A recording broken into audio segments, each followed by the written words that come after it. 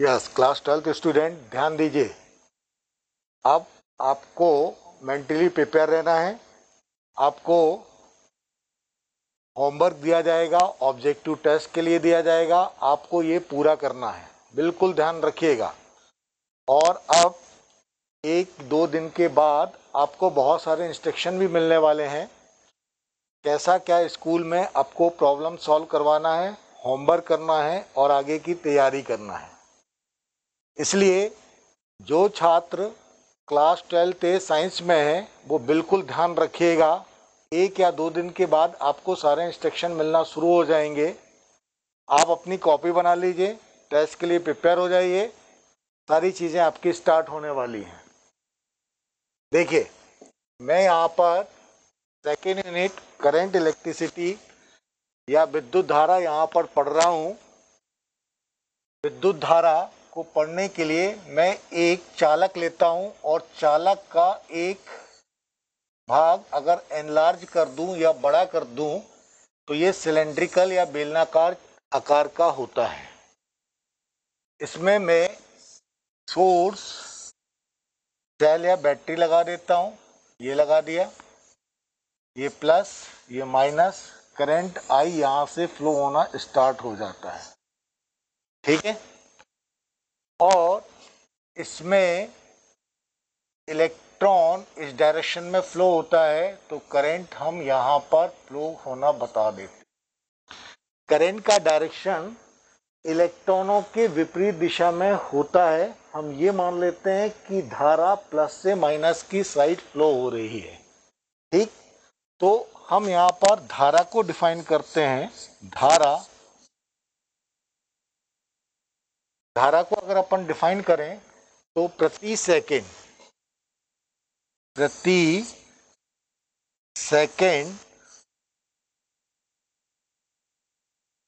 प्रवाहित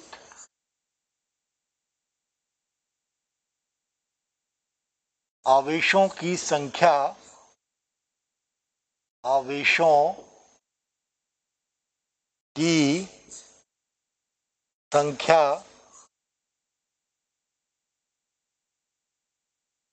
विद्युत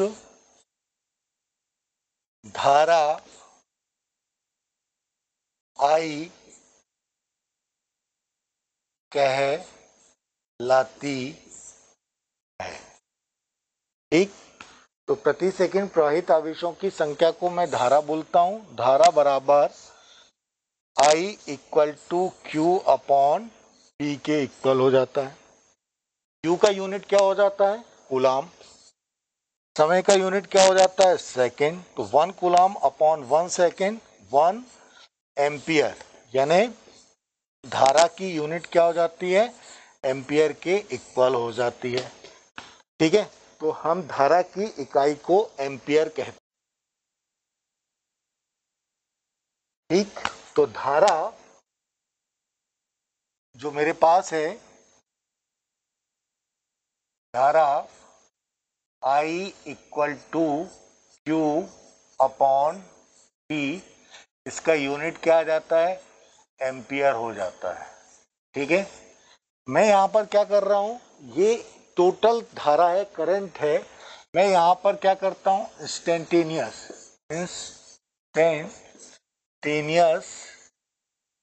या इसको मैं बोल देता हूँ तात्क्षणिक धारा, इसको मैं इस फॉर्म में शो करता हूं। I equal to D Q upon D T. ये मेरे पास तात्क्षणिक धारा हो जाती है। धारा ध्यान रखिएगा, धारा अदिश राशि है, ठीक है। तो धारा को मैं क्या लेके चलता हूं? एक अदिश राशि मानकर चलता हूं।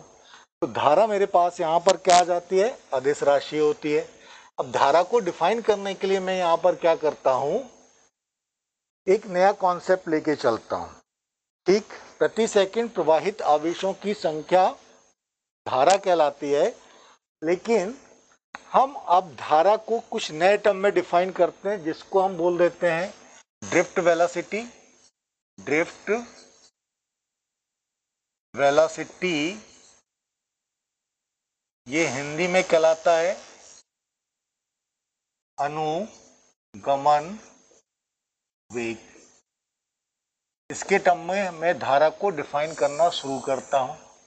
अब देखिए, अगर मैं धारा को इसके टर्म में डिफाइन करूं तो मैं क्या करता हूं, एक चालक के अनुप्रस्थ काट का क्षेत्रफल लेके चलता हूं। ये ले लिया मैंने, ठीक। इसमें सेल या बैटरी को यहां पर अप्लाई कर दिया, ये कर दिया, प्लस माइनस करंट आई यहां पर फ्लो होने लगता है, ठीक। करंट आई है ना, यहां से होता जा रहा है। विद्युत क्षेत्र इधर पर है और इलेक्ट्रॉन यहां पर आ रहा है, ठीक है। अब कंडीशन क्या होती है, जैसे मैं यहां पर विद्युत क्षेत्र या पोटेंशियल डिफरेंस V अप्लाई करता हूं तो यहां पर सॉलिड रहता है, चालक यानी सॉलिड यानी ठोस चालक होता है। उसमें से इलेक्ट्रॉन निकल के धन आवेश के साइड आते हैं। तो यहां पर क्या होता है, बहुत सारे पॉजिटिव आयंस जमा हो जाते हैं। ये पॉजिटिव आयंस हो गए, ठीक। ये पॉजिटिव आयंस हो गए, ये पॉजिटिव आयंस हो गए, ये पॉजिटिव आयंस हो गए, ये पॉजिटिव आयंस हो गए, ठीक है। तो अब अगर इलेक्ट्रॉन यहां से चल के आता है तो बार बार ये पॉजिटिव आयन से टकराता है और टकराते टकराते अपना एक निश्चित औसत वेग से धन आवेश की ओर शिफ्ट होने लगता है। इसको हम क्या बोल देते हैं, अनुगमन वेग बोल देते हैं। तो मैं यहां पर इसको ऐसा डिफाइन करता हूं, जब चालक के सिरे पर विद्युत विभव लगाया जाता है, लगाया जाता है, तो चालक के अंदर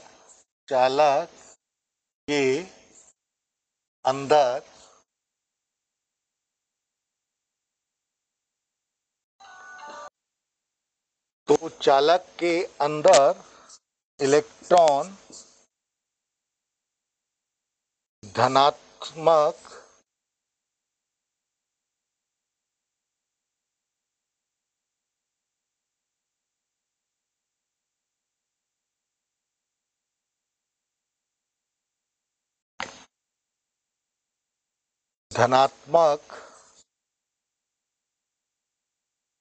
आयन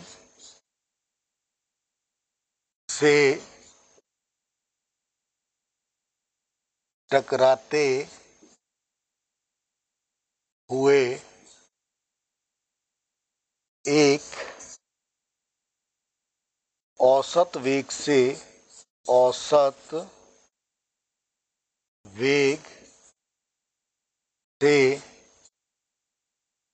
धन सिरे की ओर गति करता है। यह औसत वेग अनुगमन वेग Vd कहलाता है। तो चालक के सिरों पर जैसे ही हम क्या करते हैं, विद्युत क्षेत्र अप्लाई करते हैं, तो इलेक्ट्रॉन क्या होते हैं,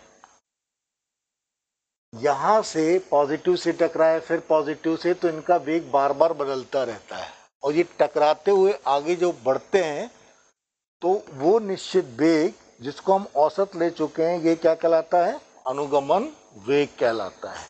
ध्यान रखिए, यही जब चलने में रुकावट डालता है तो प्रतिरोध या रेजिस्टेंस कहलाने लगता है। तो ये मेरे पास क्या कहलाता है, अनुगमन वेग कहलाने लगता है। अब ध्यान रखिएगा, अगर यहाँ पर इलेक्ट्रॉन जब चलते हुए आ रहा है, बार बार उसे टकराता है, तो टकराने में एक टाइम भी लगता है, समय लगता है। इस समय को मैं यहाँ पर क्या बोल देता हूँ, शांति काल बोल देता हूँ।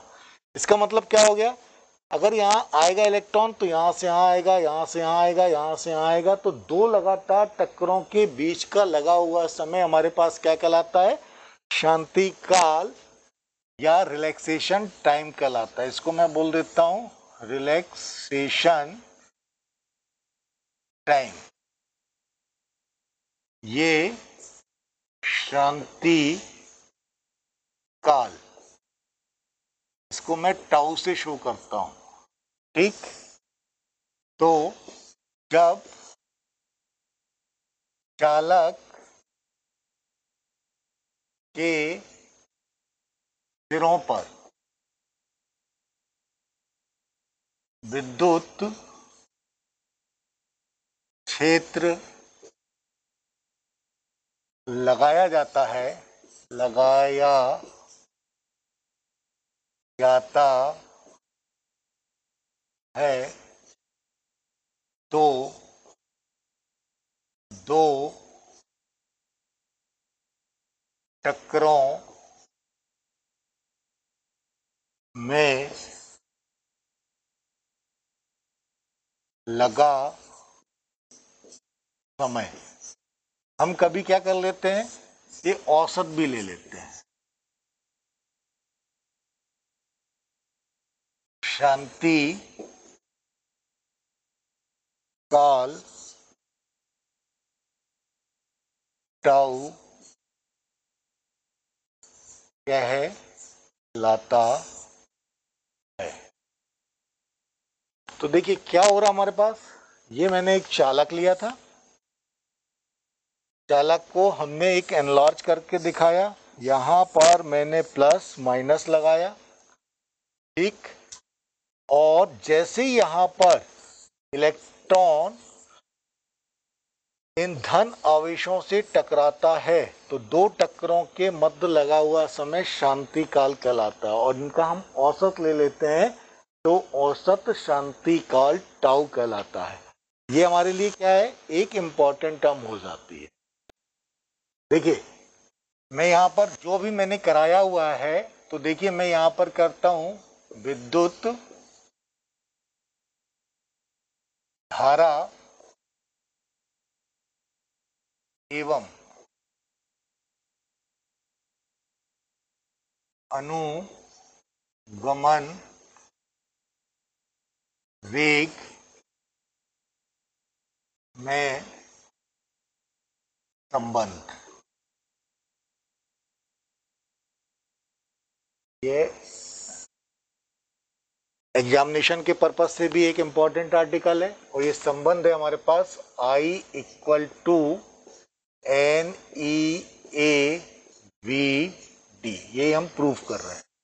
ठीक है, इसको प्रूव करने के लिए मैं क्या करता हूं, यहां पर एक चालक ले लिया, और चालक का एक बड़ा भला पार्ट मैंने यहाँ पर आपको दिखाने की कोशिश करी। इसको हमने समझ लो माइक्रोस्कोप से बड़ा कर दिया। यहाँ पर मैंने सेल या बैटरी लगा दी, ये की हो गई आपके पास। यहाँ पर करंट फ्लो होना स्टार्ट हुआ, ये हो गया प्लस, ये हो गया माइनस, करंट आई यहाँ से यहाँ तक फ्लो होगा। इस चालक की लंबाई मैंने L के इक्वल ले ली। ठीक, इलेक्ट्रॉन इधर पर आ रहा है। ठीक है, क्लियर। विद्युत क्षेत्र की तीव्रता की दिशा यहाँ पर है, ये इसका A है, A क्या हो गया, इसका क्षेत्रफल। ये हमने विद्युत क्षेत्र यहाँ पर अप्लाई किया इस डायरेक्शन। ठीक, तो मैं यहाँ पर ले लेता हूं चालक का क्षेत्रफल, मैंने यहाँ पर क्या ले लिया, A के इक्वल ले लिया। चालक की लंबाई ये मैंने स्मॉल एल ले ली, ठीक। एल क्षेत्रफल बराबर क्या होता है, एल इंटू एल, और ये हो गया एल। तो मेरी यहां पर क्या कर लेता हूं, चालक का आयतन मैंने इसको v के बराबर मान लिया, ठीक। बड़ा सिंपल है। मैं यहां पर क्या करता हूं, ये मान लेता हूं कि माना, क्या कर दे रहा हूं, माना प्रति एकांक आयतन में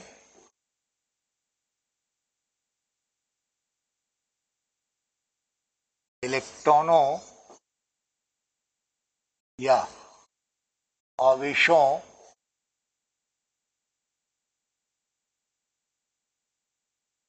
की संख्या बराबर n है, ठीक। मैंने मान लिया प्रति एकांक आयतन में इलेक्ट्रॉनों की संख्या मैंने कितनी मान ली है, n के इक्वल मान ली है। इसलिए v बराबर a इंटू एल आयतन में आवेशों की संख्या, अगर मैं इसको लेके चलूं तो ये कितना आ जाएगा, n इंटू ए इंटू एल, ठीक। देखिए चालक का आयतन कितना हो गया, v बराबर आप इसको यहां पर लिख सकते हैं a इंटू एल, ठीक है। ये आयतन हो गया, लंबाई गुणित चौड़ाई गुणित ऊंचाई, ये आ गया। प्रति एकांक आयतन इलेक्ट्रॉनों की संख्या मैंने n मान ली, तो इस आयतन a इंटू एल में इलेक्ट्रॉनों की, आवेशों की संख्या यहां पर कितना आ गया, n के इक्वल। इसलिए कुल आवेश अगर मैं कुल आवेश निकालूं तो ये हो जाएगा Q equal to N A L. Electron पर आवेश कितने के इक्वल होता है, E के इक्वल, इसलिए ये कितना आ जाएगा, NeAl। ये हो गया Q, समीकरण नंबर 1 कर दीजिए, ठीक। अब इलेक्ट्रॉन यहां से होता चलते आ रहे हैं तो इनका वेग होगा, वेग बराबर क्या होता, दूरी बटे समय। तो यदि ड्रिफ्ट वेलोसिटी अनुगमन वेग vd है तो vd बराबर दूरी, इलेक्ट्रॉन मान लीजिए यहां से यहां तक चल रहे हैं तो ये L हो गया, ठीक।